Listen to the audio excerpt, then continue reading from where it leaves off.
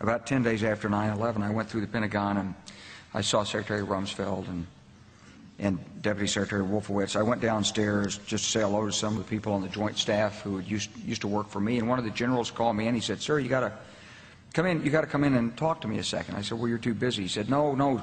He says, "We've made the decision. We're going to war with Iraq."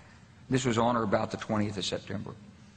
I said, "We're going to war with Iraq. Why?"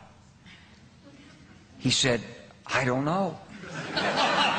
He said, "I guess they don't know what else to do." So I said, "Well, did they find some information connecting Saddam to Al-Qaeda?" He said, No. He says, "There's nothing new that way. They've just made the decision to go to war with Iraq."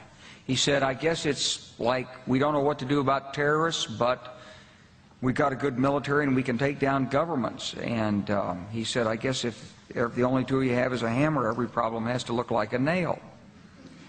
So I came back to see him a few weeks later, and by that time we were bombing in Afghanistan. I said, "Are we still going to war with Iraq?" And he said, "Oh, it's worse than that."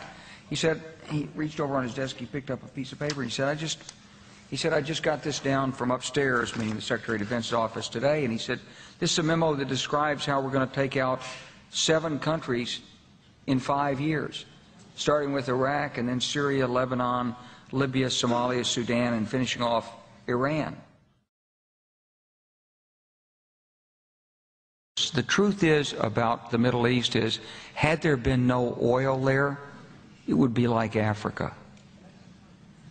Nobody is threatening to intervene in Africa. The problem is the opposite. We keep asking for people to intervene and stop it. And there's no question that the presence of petroleum throughout the region has sparked great power involvement.